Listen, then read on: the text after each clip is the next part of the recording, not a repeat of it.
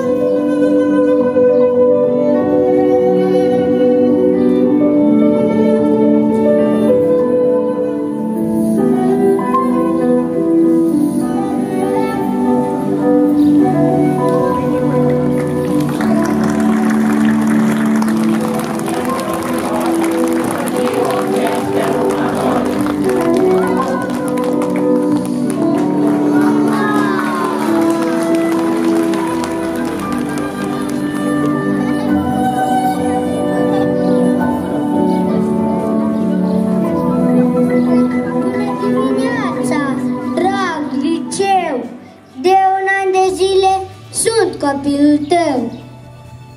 Și eu vă zic, bună dimineața, soare, flori, bună dimineața, dragi învățători.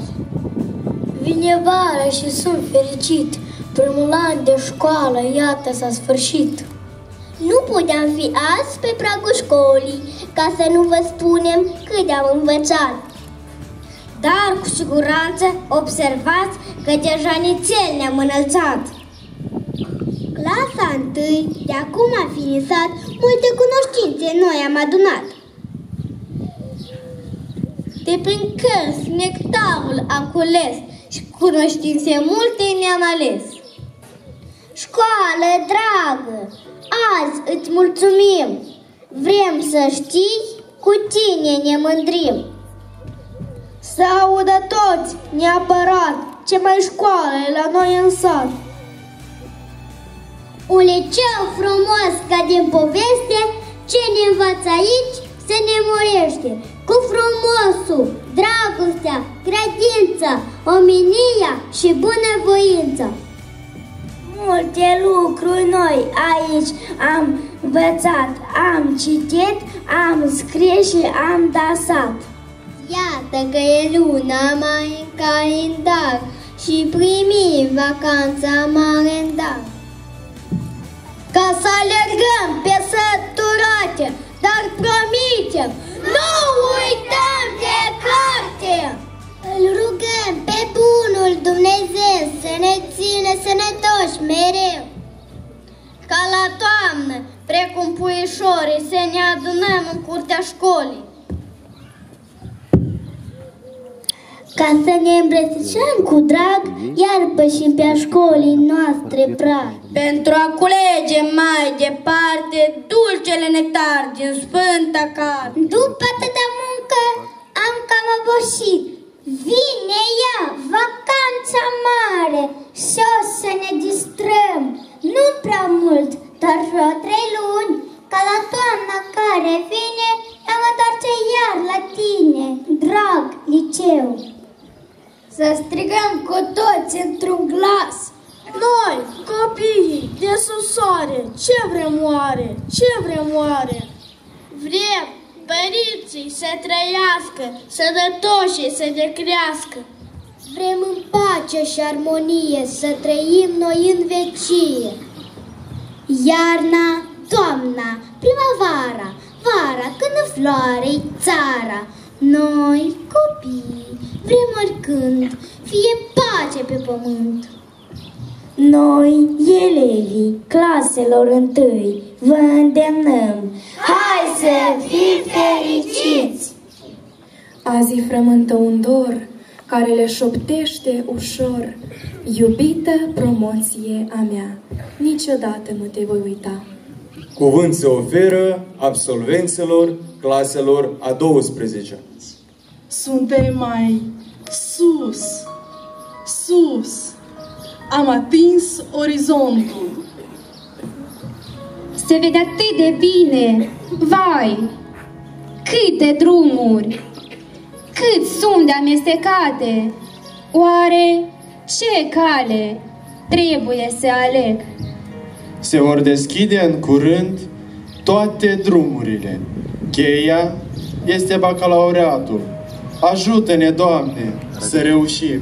Meșterul Manole ne-a oferit toate cele necesare drumului.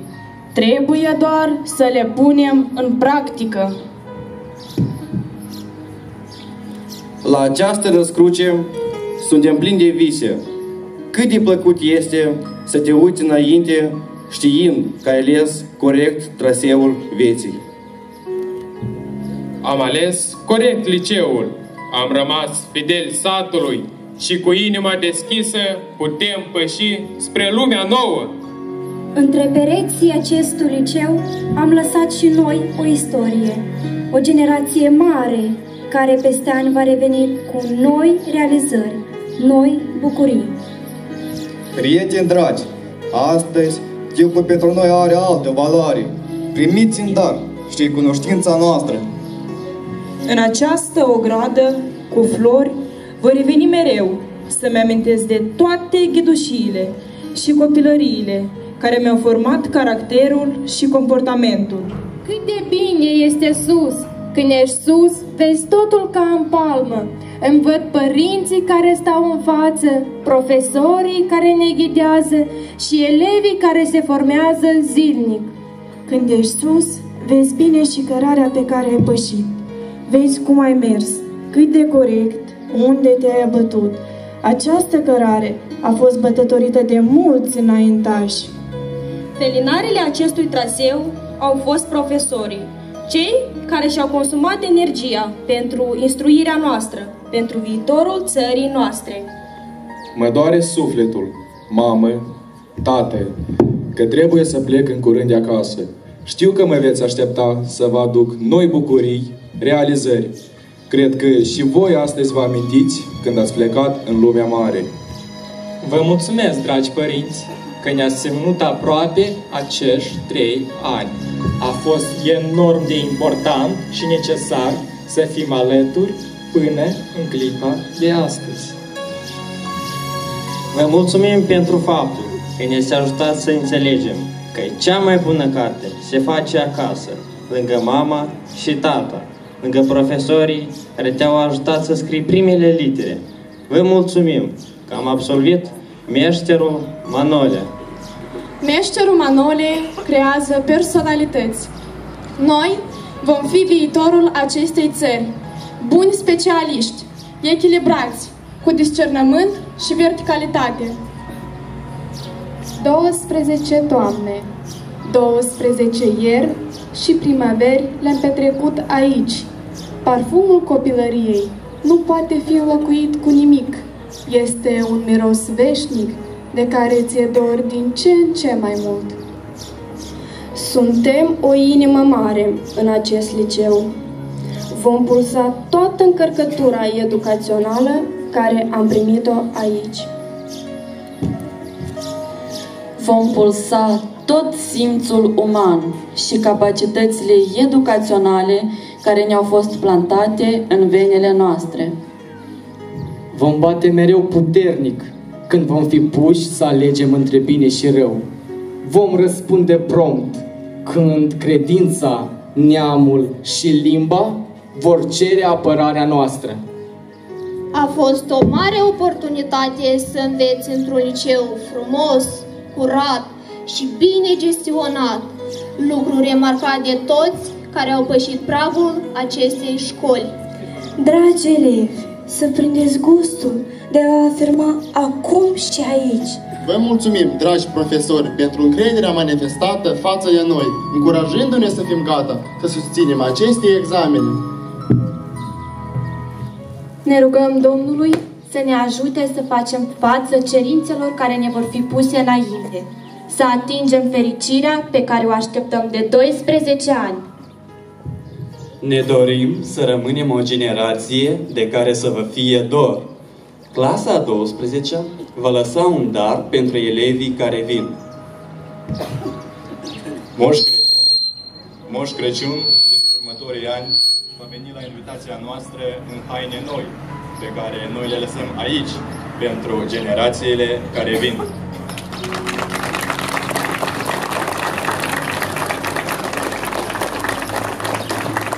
Vom fi mereu absolvenții Meșterului Manole. Lumea așa ne va cunoaște. Prin acest nume scris în inimile noastre, dar și în diploma de bacalaureat, ne vom forma, vom face studii superioare și vom crea o lume mai bună. Luminează și norozește, Doamne, calea!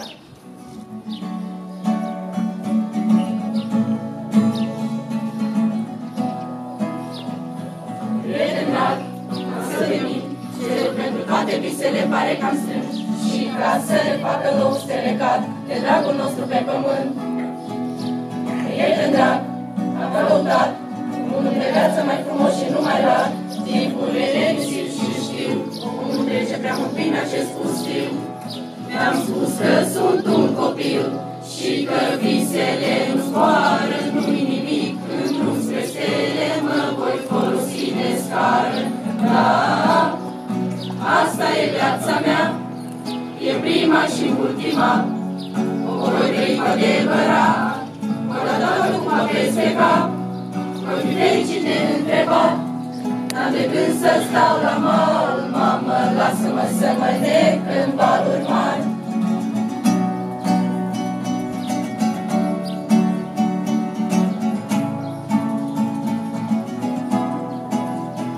Mi-a spus că sunt un copil, dar nu mi-asum povara.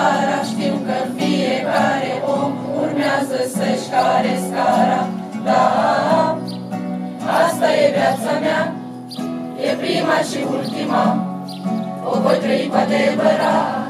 Voi da toată cu mă peste cap, voi fi fericit neîntrebat. N-am de gând să stau la mal, mamă, lasă-mă să mă nec în valuri mari. Da, asta e viața mea, e prima și ultima, o voi trăi cu adevărat. Voi da toată cu mă peste cap, voi fi fericit neîntrebat. N-am de gând să stau la mal, mamă, lasă-mă să mă nec în valuri mari.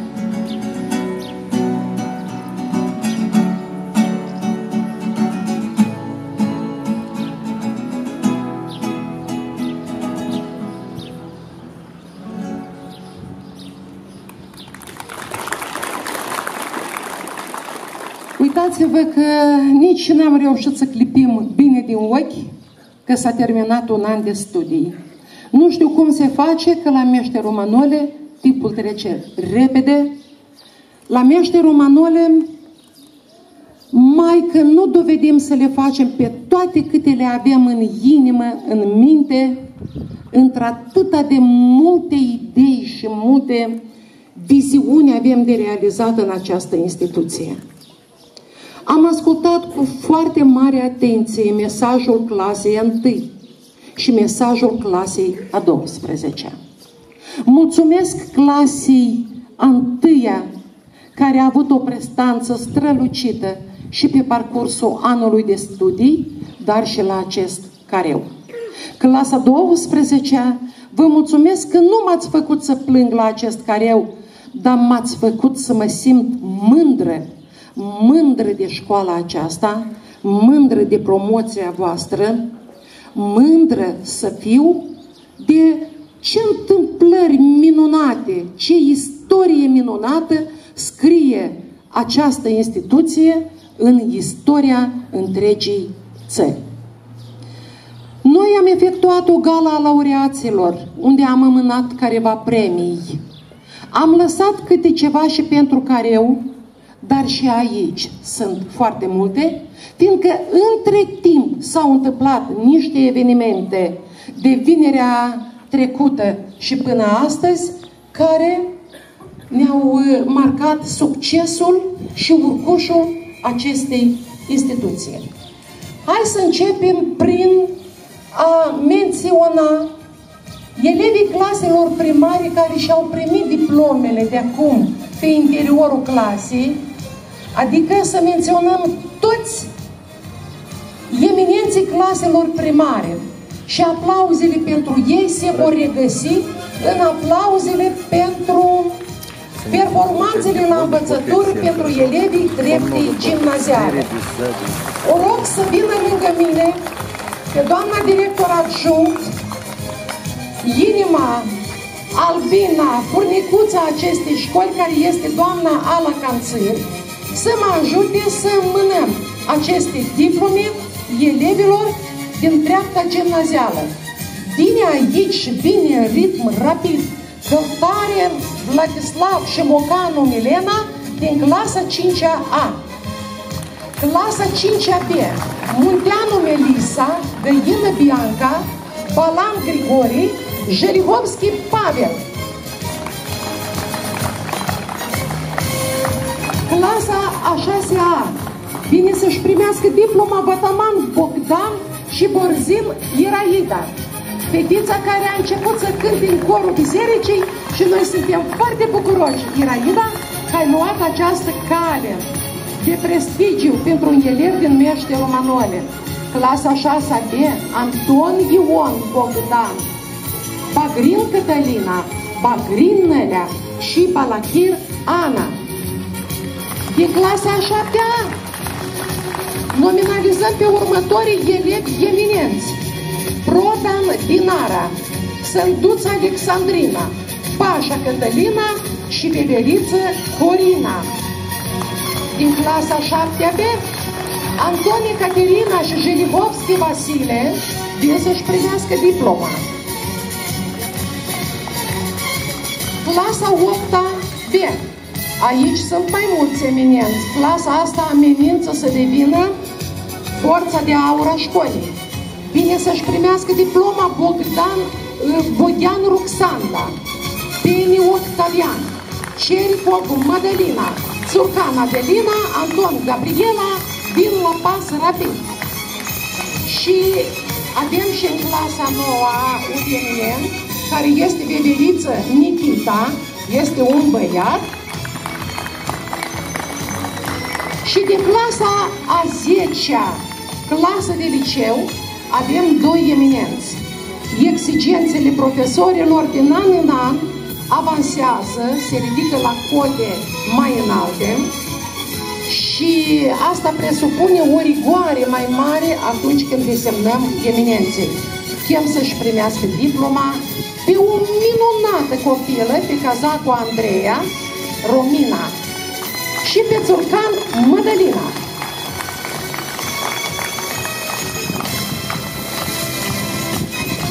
Avem eminență în clasa 11-a, vin elevii următori. Veverița Adelina, întoarsă proaspăt din Alba Iulia, de la o manifestare culturală din spațiul românesc și o felicităm pentru oportunitatea pe care ai avut-o. Potângă Ilaria, la fel, s-a întors din România. Ciobanu Liviu, Canțăr Diana. Felicitările noastre, dragi elevi de clasa 11-a. În clasa 12-a, în fiecare an, avem un tremur așa pe suflet când nominalizăm copiii eminenți din clasa 12-a. Anul acesta avem 3 elevi eminenți, spre marea noastră bucurie. Vine să-și primească diploma Juncu Adelina, deținătoarea premiului Eleva anului de studii 2022-2023. Pernic Petru, directorul Liceului Teoretic Meșteru Manole în zilele de autoconducere, acolo unde și-a demonstrat competențele manageriale achiziționate, și Ieșanu Cristian, care garantat va câștiga un concurs de frumusețe masculină în timpul apropiat.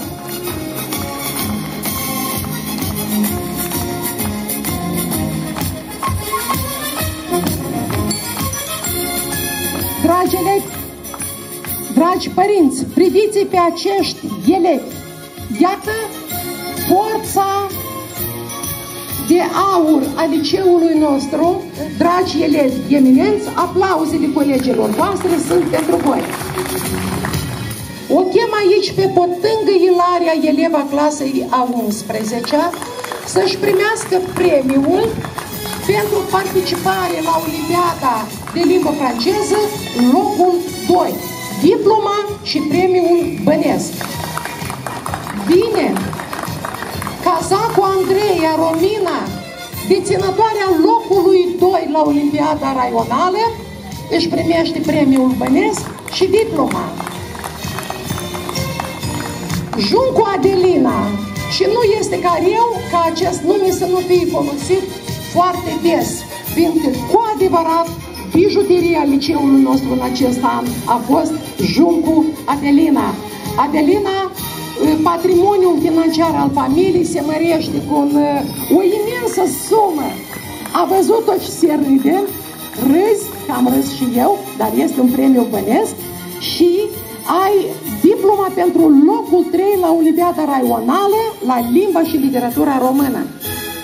O chemăm pe Veverița Adelina, Nițorean Veronica, clasa 12, pentru mențiunea obținută la chimie, la un obiect care nu este atât de simplu. O chem aici pe eleva clasei a 12-a, Red, Juncu Adelina, să-și primească diploma pentru implicare excelentă în buna desfășurare a activității Consiliului Elevilor. Adelina, vină lângă mine să-ți înmânesc personal această diplomă și vreau să vă spun că Adelina a dovedit competențe manageriale care pe alocuri ar putea să le depășească pe ale profesorilor. Iată școala dă în lume un copil, o tânără de o integritate pur și simplu uimitoare. Adelina, îți mulțumesc! Jalbă Ion și Ieșanov Cristian au devenit învingători și au participat la etapa regională. Dar vin aici Jalbă Ion, Ieșanov Cristian, Peni Petru, Juncu Adelina, Angel Ionela și Blidar Laurențiu. Așii noștri în studierea informaticii și în general a științelor exacte. Țara noastră are șanse mari să-și schimbi fața, dar asta depinde nu de altcineva decât de noi. Și această promoție și-a asumat o sarcină foarte importantă. Ei vor schimba fața țării. Din suflet vă felicit că ați ajuns in corpore la acest eveniment, că ați fost toți admiși la examenele de bacalaureat.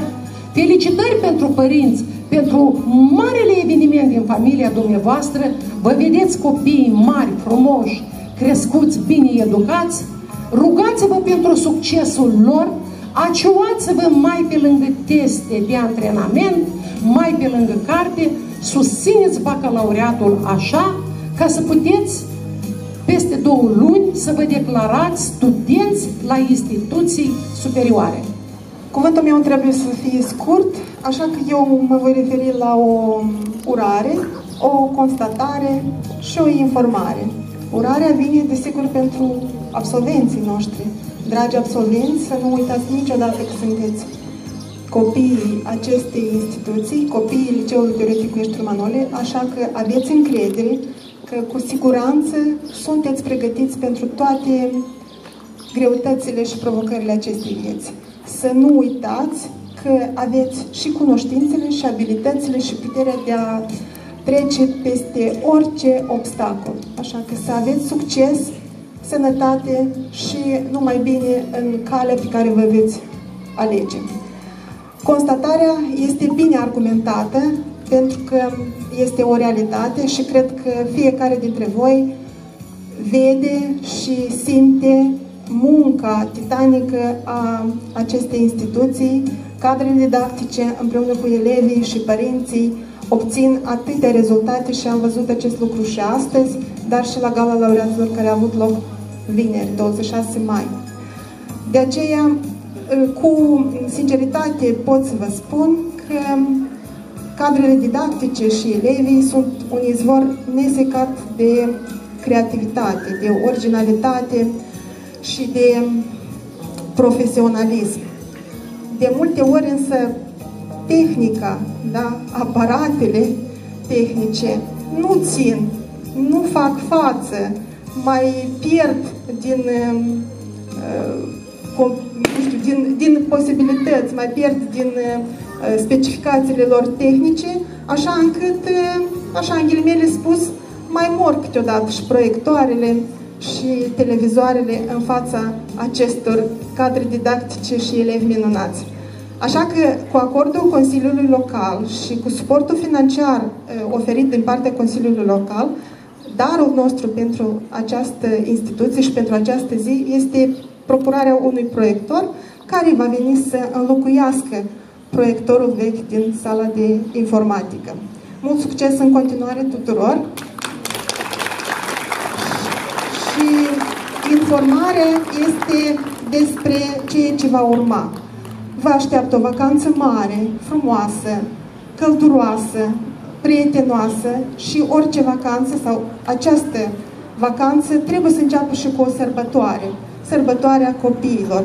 De aceea, Primăria satului Sălcuța, împreună cu partenerii implicați, împreună cu Liceul Teoretic Meșteru Manole, cu Grădinița Creșă Ghiocel, cu Biserica Dormirii Maicii Domnului, cu toți agenții economici care vin să ne susțină, vă invită la o sărbătoare, la Ziua Copilului Ortodox, care se sărbătorește de fiecare dată de Duminica Mare. În anul acesta o sărbătorim în această duminică, 4 iunie 2023, la care vom avea parte de activități artistice, de activități culturale, de surprize dulci. Așa că vă invităm pe fiecare, părinți, copii, bunei, pe Duminica Mare, să venim împreună la Biserica Dormirii Maicii Domnului, să începem această vacanță frumoasă cu rugăciune și cu o sărbătoare în familie. Mult succes tuturor și pentru ziua de astăzi și să ne auzim doar de bine. Doamne ajută! Onorată asistență, dragi copii, stimați profesori, Hristos a înălțat. Vin astăzi cu un cuvânt de felicitare și să aduc mesajul Ministerului de Interne, mesajul Inspectoratului de Poliție Căușeni și mesajul Inspectoratului General de Poliție. Vin cu un cuvânt de felicitare pentru toți copiii, pentru toți absolvenții. Voi fi succint, vreau să vă urez multe succese la examenele care urmează să le aveți. Vă urez tuturor o vacanță fericită, liniștită și fără incidente. Să aveți parte numai de bine și să puneți un început bun, să vă ajute Dumnezeu să vă realizați așteptările. Mulțumim!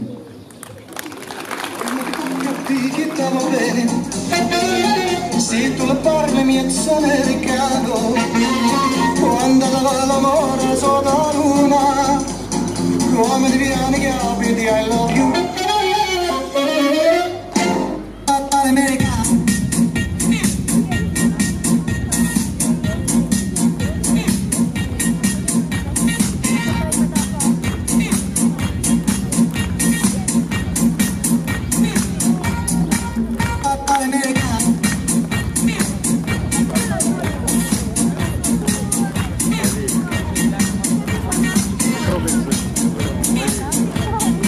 Right.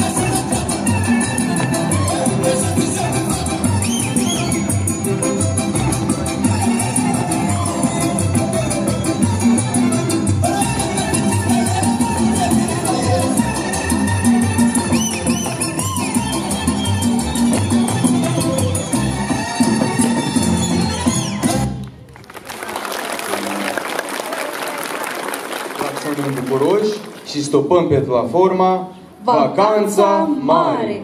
Și fiindcă în fiecare vacanță începe o nouă viață, fă-ți fiecare zi doar un prilej de bucurii. Clipe trăite, drum de școală, banca mea dragă, profesori, la revedere, până la toamnă!